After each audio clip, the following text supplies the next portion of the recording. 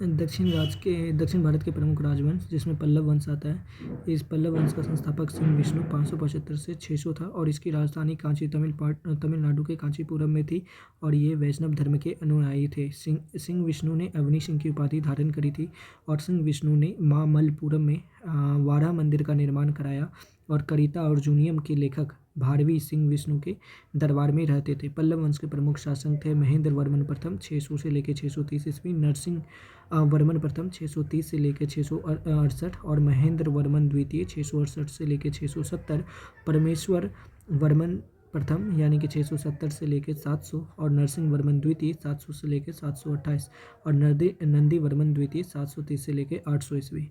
तो इसके मत विलास प्रहसन की रचना महेंद्र वर्मन ने करी थी और महेंद्र वर्मन शुरू से जैन मतावलंबी था परंतु बाद में तमिल सैन्य अपर के प्रभाव में आके शैव बन गया। महाबलीपुरम के एकाश्म मंदिर जिसे रथ मंदिर कहा जाता है का निर्माण राजा नरसिंह वर्मन प्रथम ने करवाया था। रथ मंदिरों की संख्या 7 है और रथ मंदिरों में सबसे छोटा द्रौपदी रथ है। और फिर इसके बाद आ गया वतापी कुंड तथा महामल्ल की उपाधि नरसिंह फर्स्ट ने धारण की थी। इसी शासनकाल में चीनी यात्री हुएन त्सांग कांची आया था और परमेश्वर वर्मन प्रथम शैव मतानुयायी था जिसने लोकादित्य, एकमल, रनंजय और अत्यंत काम, उग्रदंड, गुण भाजन आदि उपाधियों को ग्रहण किया था। इसने मामल्लपुर में गणेश मंदिर के निर्माण कराया और परमेश्वर वर्मन प्रथम विद्या प्रेमी भी था। उसने विद्या विनीत की उपाधि भी धारण की थी और अरबों के आक्रमण के समय पल्लवों का शासक जो था नरसिंह वर्मन सेकेंड था।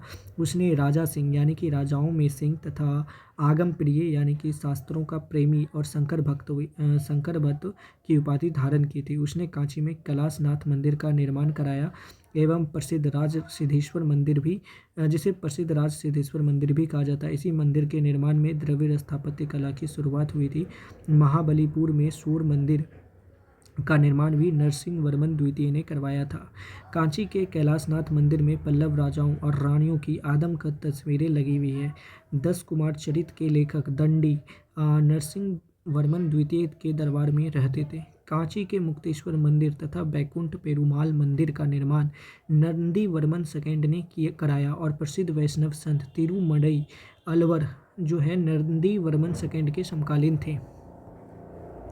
नंदी वर्मन थर्ड आ गया, ये शैव मतानुयायी था और उसी राज्यसभा में तमिल भाषा का प्रसिद्ध कवि संत पेरुन देव नार निवास करता था जिसने भारत वेनवा नामक ग्रंथ की रचना करी।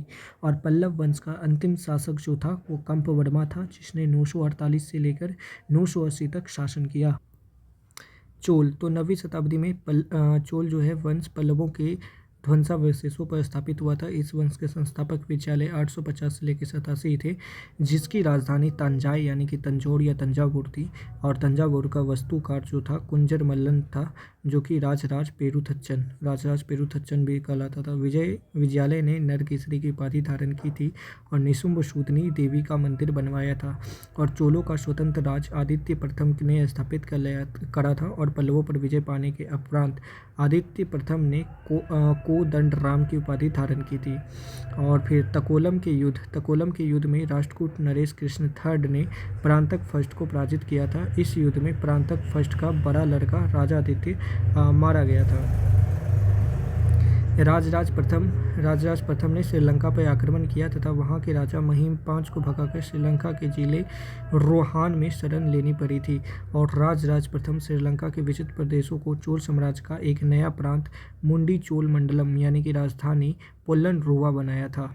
और फिर राजराज प्रथम शैव धर्म का अनुयायी था और इसने तंजौर में राजराजेश्वर शिव मंदिर बनाया था।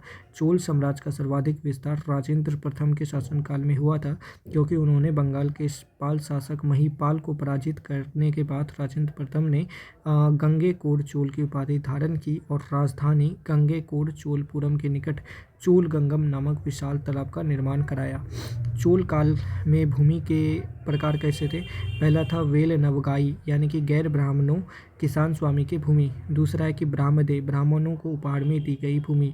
साला भोग किसी विद्यालय की देखरेख की भूमि। दूसरा है कि देवदान या तिरुनम टडकन्नी यानी कि मंदिरों को उपहार में दी गई भूमि। और फिर पांचवा था पल्ली चंदम जैन स्थानों को दी गई भूमि। गजनी सुल्तान राजेंद्र प्रथम का समकालीन था। फिर इसके बाद राजेंद्र सेकंड आया, उसने प्रकेशरी, वीर राजेंद्र ने राज केसरी, और चोल वंश का अंतिम राजा राजेंद्र थर्ड था। चोलों एवं पश्चिमी चालुक्य के बीच शांति स्थापित करने में गोवा के कदम्ब शासक जयकेश प्रथम ने मध्यस्थ की भूमिका निभाई थी। विक्रम चोल अभाव और अकाल से त्रस्त गरीब जनता से राजस्व वसूल कर चिदम्बरम मंदिर का विस्तार करवा रहा था, इसलिए कोलोतुंग सेकंड ने चिदम्बरम मंदिर में स्थित गोविंद राज यानी कि विष्णु की मूर्ति को समुद्र में फेंकवा दिया। कालांतर में फिर वैष्णवाचार्य रामानुजाचार्य ने उस मूर्ति को उठा के पुनरुद्धार किया और उसे तिरुपति मंदिर में प्राण प्रतिष्ठित किया। चोल प्रशासन में भाग लेने वाले उच्च पदाधिकारियों को पेरुंदम और उससे नीचे वाले अधिकारियों को सेरुंदरन और कुछ उच्चाधिकारियों को उदन कटुम कहा जाता था, जो राजा के पास हमेशा रहते थे। संपूर्ण चोल साम्राज्य 6 मंडल या प्रांतों में विभाजित था, और मंडलम कोट्टम में, कोट्टम नाडु में, और नाडु कई कुर्रमों में विभाजित था। नाडु की स्थानीय सभा को नाटुर और नगर की स्थानीय सभा को नगरतार कहा जाता था। बेल्लाल जाति के धनी किसानों को केंद्रीय सरकार की देखरेख में नाडु के कामकाज में अच्छा खासा नियंत्रण हासिल था, और सम्मान के रूप में उसे मुवेद वेलन और अड़यार जैसी उपाधि दी गई थी। और ऊर सर्वसाधारण लोगों की समिति थी, जिसका कार्य होता था सार्वजनिक कल्याण के लिए तालाबों तथा बगीचों के निर्माण हेतु गांव की भूमि का अधिग्रहण करना। सभा तथा महासभा यह मूलतः अग्रहारों तथा ब्राह्मण बस्तियों की सभा थी, जिसके सदस्यों को पेरू मक्कल कहा जाता था। यह सभा वरियम नाम की समितियों के द्वारा कार्य को संचालित करती थी, और व्यापारियों की सभा को नगरम कहते थे। चोल काल में भूमि कर उपज का 1/3 भाग हुआ करता था, और गांव में कार्य समिति की सदस्यता के लिए जो वेतन भोगी कर्मचारी रखे जाते थे उन्हें मध्यस्थ कहा जाता था।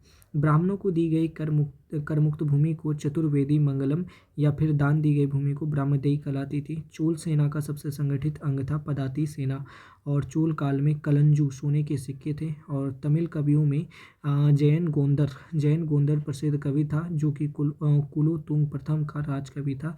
उसकी रचना है कलिंग तुपर्णी और कंबन, ओट्टकुट्टन और पुगलेंदी को तमिल साहित्य का पंप पून और रन कन्नड़ साहित्य का त्रिरत्न कहा जाता है। पर्सी ब्राउन ने तंजौर के बृहदेश्वर मंदिर के विमान को भारतीय वास्तुकला का निकष माना है, और चोल कालीन जो नटराज प्रतिमा है उसे चोल कला का सांस्कृतिक सार या फिर निचोड़ कहा जाता है। चोल कांस्य प्रतिमाएं संसार की सबसे उत्कृष्ट कांस्य प्रतिमाओं में से गिनी जाती है। शैव संत जो ईशान शिव थे वो पंडित राजेंद्र फर्स्ट के गुरु थे। चोल काल 10वीं सदी का सबसे महत्वपूर्ण बंदरगाह कावेरी पत्तनम था, और बहुत बड़ा गांव जो एक इकाई के रूप में शासित किया जाता था उसे तनियर कहा जाता था। और उत्तर मेरूर शिलालेख जो सभा संस्था का विस्तृत वर्णन उपस्थित करता है, प्रांतक प्रथम के शासनकाल से संबंधित है। और चोलों की राजधानी कालक्रम के अनुसार उरेयूर, तंजौर, गंगैकोंड, चोलपुरम और कांची रही। चोल काल में सड़कों की देखभाल बगान समिति करती थी। चोल काल में आम वस्तुओं के आदान प्रदान का आधार क्या था, वो धान था। और चोल काल के विशाल व्यापारी समूह निम्न थे, क्या थे? वलनजियार, नाना देसी और मणिग्रामम। वैष्णु के उपासक अलवार और शिव के उपासक नयनार संत कहलाते थे। चालुक्य वंश कल्याणी यानी कि कल्याणी के चालुक्य वंश की स्थापना तैलप सेकंड ने की थी, और राजधानी मानिकहेट था। चालुक्य वंश जो कल्याणी के प्रमुख शासक हुए तैलप प्रथम, तैलप द्वितीय, विक्रमादित्य, जयसिंह, सोमेश्वर सेकंड, विक्रमादित्य सिक्स्थ जो कि सबसे प्रतापी था, सोमेश्वर थर्ड और तैलप थर्ड। सोमेश्वर प्रथम ने मानखेड़ से राजधानी हटाकर कल्याणी कर्नाटक को बनाया, और इस वंश का सबसे प्रतापी राजा विक्रमादित्य सिक्स था। विल्हन और विज्ञानेश्वर विक्रमादित्य सिक्स के दरबार में रहते थे, और मिताक्षरा हिंदू विधि ग्रंथ और याज्ञवल्क्य की स्मृति पर व्याख्या नामक ग्रंथ की रचना विज्ञानेश्वर ने करा था। और विक्रमांक देवचरित की रचना विल्हन ने की थी। इसमें विक्रमादित्य सिक्स के जीवन पर प्रकाश डाला गया है। चालुक्य वंश जो था वातापी और बादामी में बटा हुआ था।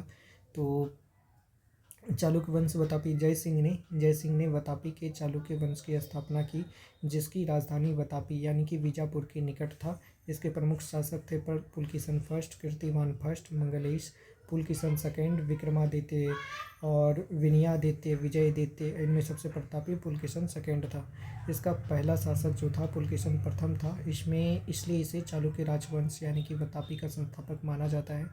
543 से लेकर 44 में उसने वातापी के निकटवर्ती पहाड़ों की किलाबंदी करके दुर्ग का रूप दिया तथा अश्वमेध यज्ञ करके अपनी स्वतंत्रता की घोषणा करी और वातापी का निर्माण करता कीर्तिवर्मन फर्स्ट था।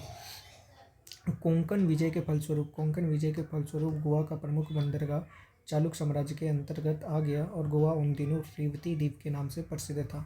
महाकूट स्तंभ अभिलेख से प्रमाणित होता है कि पुलकिशन सेकंड बहुस्वर्ण और अग्नि अग्नि वाला कुछ यज्ञ है उसको संपन्न कराया, जिसे जितेंद्र का मेगुती मंदिर पुलकिशन सेकंड ने ही बनाया। पुलकिशन सेकंड ने हर्षवर्धन को हरा के परमेश्वर की उपाधि धारण करी और इसने दक्षिण पथेश्वर की उपाधि भी धारण करी। पुलकिशन सेकंड ईरान के शाह खुसरो सेकंड के दरबार में राजदूत भेजा और बाद में संभवतः शाह खुसरो सेकंड ने भी अपना दूत चालुक्य के दरबार में भेजा था। लगभग 641 ईस्वी में चीनी यात्री हुएन सांग पुलकिशन सेकंड के दरबार में आया था।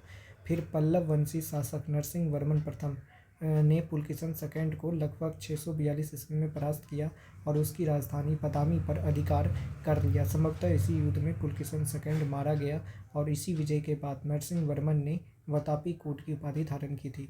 और एहुल अभिलेख का संबंध पुलकिशन सेकंड से है। लेखक है रवि कीर्ति और अजंता के एक गुहा चित्र में फारसी दूत मंडल को स्वागत करते हुए पुलकिशन सेकंड को दिखाया गया है। मालवा को जीतने के बाद विनयादित्य ने शकलोत्तर पथनाथ की उपाधि धारण करी थी। विक्रमादित्य सेकंड के शासनकाल में दक्कन में अरबों ने आक्रमण किया। इस आक्रमण का मुकाबला विक्रमादित्य के भतीजे पुलकेशी ने किया था। इस अभियान की सफलता पर विक्रमादित्य सेकंड ने इसे अब निजनाश्रय की उपाधि दी थी। विक्रमादित्य सेकंड की प्रथम पत्नी लोकम महादेवी ने पदक्कल में विरूपाक्ष महादेव मंदिर और उसकी दूसरी पत्नी त्रिलोक्य देवी ने त्रिलोकेश्वर मंदिर का निर्माण करवाया। इस वंश का अंतिम जो शासक था वो कीर्तिवर्मन द्वितीय था और इसके सामंत दंती दुर्ग ने परास्त करके एक नए वंश राष्ट्रकूट वंश की स्थापना करी और एहोल को मंदिरों का शहर कहा जाता है। फिर इसके बाद आते हैं चालुक्य वंश बेगी। तो बेंगी के चालुक्य वंश की संस्थापना विष्णुवर्धन ने करी थी। इसकी राजधानी बेंगी आंध्र प्रदेश में था और इस वंश का सबसे प्रतापी राजा विजयादित्य तृतीय था, जिसका सेनापति पंडरंग था। राष्ट्रकूट की बात की जाए तो इसकी स्थापना 752 ईस्वी में दंती दुर्ग ने की थी। शुरुआत में ये चालुक्य के अधीन था और इसकी राजधानी मणिकिर या मानिखेत वर्तमान में मालखेर या सोलापेड़ के निकट था। राष्ट्रकूट वंश के प्रमुख शासक थे कृष्ण प्रथम, ध्रुव, गोविंद तृतीय, अमोघवर्ष, कृष्ण द्वितीय, कृष्ण तृतीय और फिर इंद्र तृतीय और कृष्ण तृतीय। एलोरा के प्रसिद्ध कैलाश मंदिर का निर्माण भी कृष्ण प्रथम ने करवाया था। ध्रुव राष्ट्रकूट वंश का पहला शासक था जिसने कन्नौज पर अधिकार करने हेतु त्रिपक्षीय संघर्ष में भाग लिया और प्रतिहार नरेश, वत्सराज तथा पाल नरेश धर्मपाल को पराजित किया। ध्रुव को थारावर्ष भी कहा जाता है। गोविंद थंड ने त्रिपक्षीय संघर्ष में भाग लेकर चक्रा युद्ध को उनके संरक्षक धर्मपाल तथा प्रतिहार वंश के शासक नागभट्ट सेकंड को पराजित किया था। पल्लव, पांड्य, केरल व गंग शासकों के संघ को गोविंद थंड ने नष्ट कर दिया और अमोघ वर्ष जैन धर्म का अनुयायी था। उसने कन्नड़ में कवि राजमार्ग की रचना करी और आदि पुराण वो त्रिषष्ठी लक्षण महापुराण के रचनाकार चीन सेन, गणितासार संग्रह के लेखक महावीराचार्य एवं अमोघ वृत्ति के लेखक सत्यायनक अमोघ वर्ष के दरबार में रहते थे। इंद्र थड के शासनकाल में अरब निवासी अल मसूदी भारत आया। इसने तत्कालीन राष्ट्रकूट शासक को अच्छा कहा। राष्ट्रकूट वंश का अंतिम महान शासक जो था वो कृष्ण थड था। इसी के दरबार में कन्नड़ भाषा के कवि पूर्ण रहते थे जिन्होंने शांति पुराण की रचना करी थी। कल्याण के चालुक्य तैलभ सेकंड ने 973 ईस्वी में कर्क को हराकर राष्ट्रकूट राज पे अपना अधिकार कर लिया और कल्याणी के चालुक्य वंश की नींव डाली। एलोरा और एलिफेंटा जो कि महाराष्ट्र में गुहा मंदिरों का निर्माण राष्ट्रकूटों के समय में हुआ था। एलोरा में टोटल 37 शैलकृत गुफाएं हैं। इनमें 1 से लेकर 12 तक बौद्ध, 13 से लेकर 29 तक हिंदू, 30 से लेकर 34 तक जैन की गुफाएं हैं। बौद्ध गुफाओं में सबसे जो प्रसिद्ध है वो है विश्वकर्मा गुफा, संख्या नंबर 10, इसमें एक चैत्य है और दूसरा है कि एलोरा की गुफा 15 में विष्णु के नरसिंह अर्थात पुरुष सिंह को दिखाया गया है। एलोरा गुफाओं का सर्वप्रथम उल्लेख फ्रांसीसी यात्री थेविनेट ने 17वीं शताब्दी में करा था। राष्ट्रकूट जो है शैव वैष्णव शाक्त संप्रदायों के साथ साथ जैन धर्म के उपासक थे। यादव वंश की बात कर ली जाए तो देवगिरी के यादव वंश की स्थापना भिल्लम पंचम ने की थी। इसकी राजधानी देवगिरी थी। इस वंश का सबसे प्रतापी राजा सिंघन था, जो कि 1210 से लेकर 1246 तक 36 वर्षों तक शासन किया था। इस वंश का अंतिम स्वतंत्र शासक रामचंद्र था, जिसने अलाउद्दीन के सेनापति मलिक कफूर के सामने आत्मसमर्पण किया था। संगीत शास्त्री सारंगदेव राजा सिंघन के दरबार में रहते थे, जिन्होंने संगीत रत्नाकर नामक एक ग्रंथ की रचना करी थी। होयसाल वंश तो द्वार समुद्र के होयसाल वंश की स्थापना विष्णुवर्धन ने करी थी। होयसाल वंश जो है यादव वंश का एक शाखा था। बेल्लूर में चन्ना केशव मंदिर का निर्माण एक साथ में कराया था। होयसाल वंश का अंतिम शासक वीर बल्लाळ तृतीय था, जिसको मलिक कफूर ने हरा दिया था। इसकी राजधानी जो थी द्वार समुद्र था, यानी कि आधुनिक हालेबीड था। कदम वंश जो कि गोवा है, मेनली उसका स्थापना कराया था मयूर शर्मन ने, और उसकी राजधानी थी बनवासी। गंग वंश की स्थापना ब्रजहस्त पंचम ने करा था। प्रथम शासक कोंकणी वर्मा था। प्रारंभिक राजधानी कुबलाल कोलार थी और बाद में तलकाड हो गया। फिर इस दत्तक सूत्र पर टीका लिखने वाला गंग शासक माधव प्रथम था।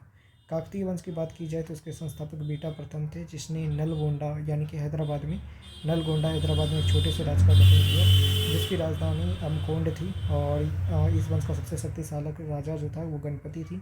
फिर गणपति की बेटी रुद्रमा देवी गणपति ने 35 वर्षों तक शासन किया और गणपति ने अपनी राजधानी वारंगल स्थापित कर लिया था। और इस वंश का अंतिम शासक प्रताप रुद्र 1295 से लेकर 1323 ईस्वी तक शासन किया। और राय गज केसरी रुद्रमा देवी के लिए यूज होता है और दया गज केसरी प्रताप रुद्र यूज करते थे। उपाधि है सीमावर्ती राजवंशों का उभय। सीमावर्ती राजवंश को उभय पाल वंशों का संस्थापक गोपाल 750 ईस्वी और उसकी राजधानी मुंगेर थी। वो बौद्ध धर्म का था। उन्होंने उदंतपुरी विश्वविद्यालय की स्थापना करी थी। और इस वंश का सबसे जो पावरफुल शासक था वो था धर्मपाल था, जिसने विक्रमशिला बनाया। त्रिपक्षीय समझौते में सबसे पहले शामिल हुआ था धर्मपाल और 11वीं शताब्दी में गुजराती कवि शोडिठल ने इसको उत्तरापद स्वामी कहा है। और सोमपुर महाविहार का भी निर्माण इसी ने कराया था, धर्मपाल ने। उदंतपुरी बिहार के प्रसिद्ध बौद्ध मठ का निर्माण देवपाल ने कराया। और जावा के जो शैलेंद्र वंशी शासक थे, बालपुत्र देव के अनुरोध पे देवपाल ने उसको 5 गांव दे दिया था ताकि वो बौद्ध विहार बना सके नालंदा में। और गौर रीति नामक साहित्यिक विद्या का विकास भी पाल शासक के समय ही हुआ है। सेन वंश तो इसकी स्थापना सामंत सेन ने राढ़ में किया था। इसकी राजधानी नदिया लखनौती थी।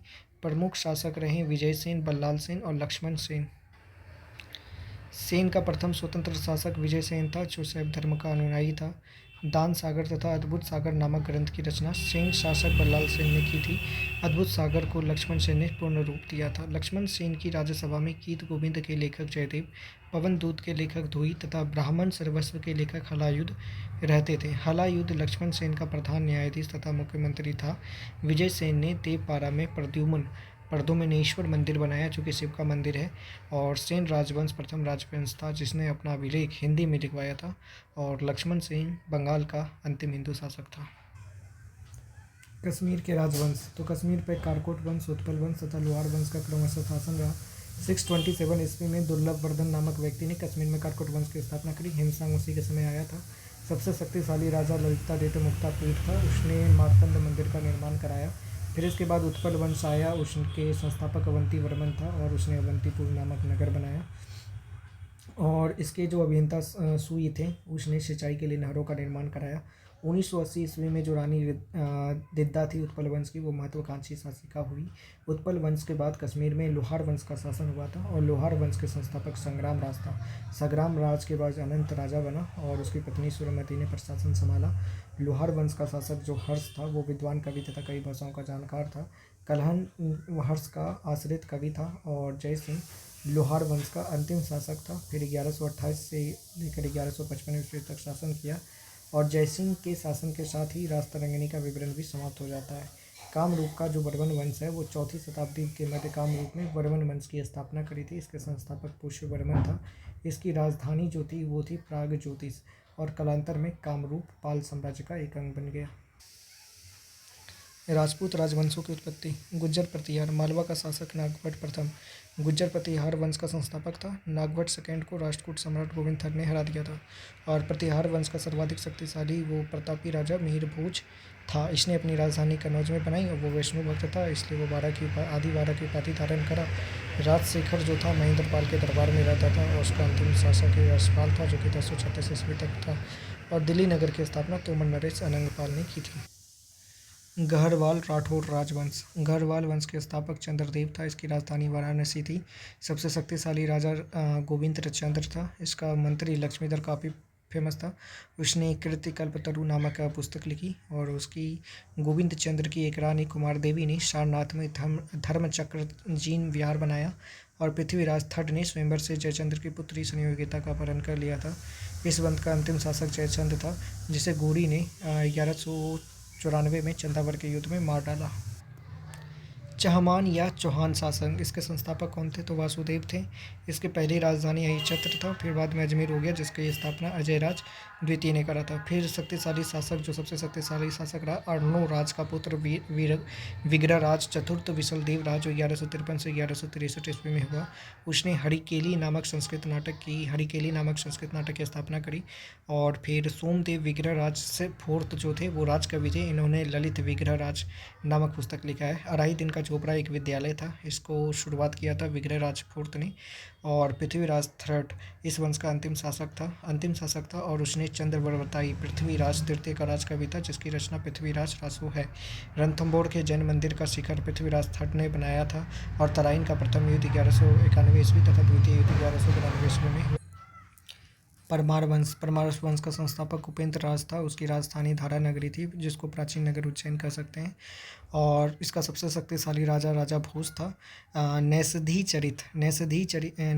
चरित के लेखक श्रीहर्ष और प्रबंध चिंतामणि के लेखक मेरुतंग थे और नव सहसा शंकर चरित के रचयिता पद्मगुप्त और 10 रूपक के चरिता धनंजय धनिक हलायुद्ध और अमिति गति जैसे विद्वान वाक्यपति मुंज के दरबार में रहते थे।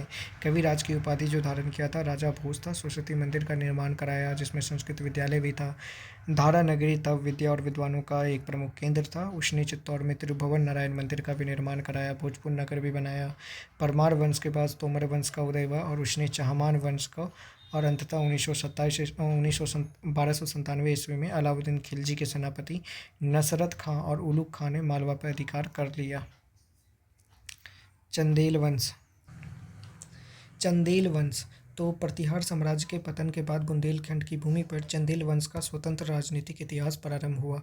बुंदेलखंड का प्राचीन नाम जेजाक फोक्ती है और चंदेल वंश का संस्थापक नन्नुक था जिसने 831 ईस्वी में चंदेल वंश की स्थापना करी थी। इसकी राजधानी खजुराहो थी। प्रारंभ में इसकी राजधानी कालिंजर यानी कि महोबा थी और राजा धंग ने अपनी राजधानी कालिंजर से लेकर खजुराहो में स्थानांतरित कर दिया।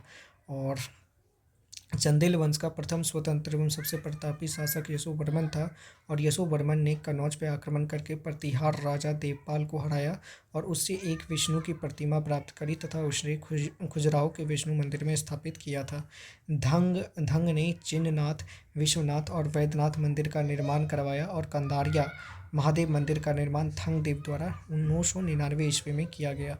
चंदेल शासक विद्याधर ने कन्नौज के प्रतिहार शासक राज्यपाल की हत्या कर दी थी क्योंकि उसने महमूद के सामने बिना लड़े आत्मसमर्पण कर दिया था।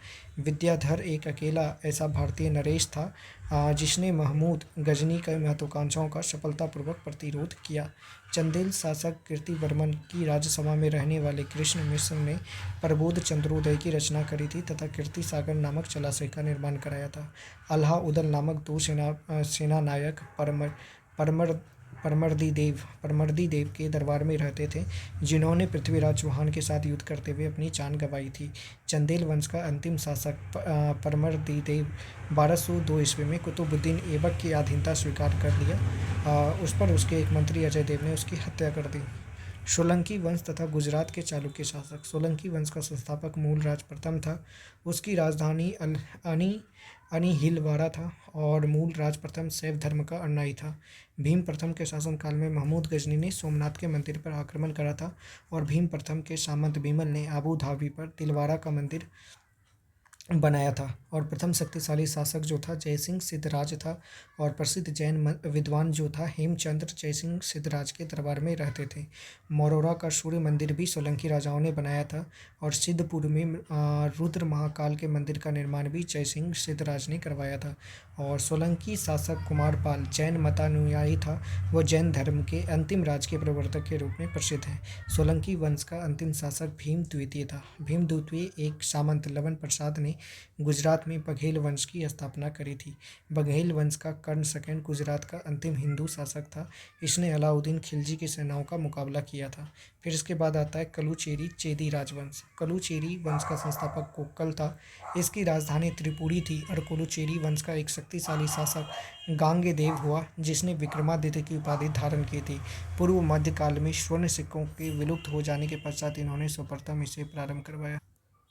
कलुचेरी वंश का सबसे महान शासक कर्णदेव था जिसने कलिंग पर विजय प्राप्त करी और त्रिलिंगाधिपति की उपाधि धारण करी थी।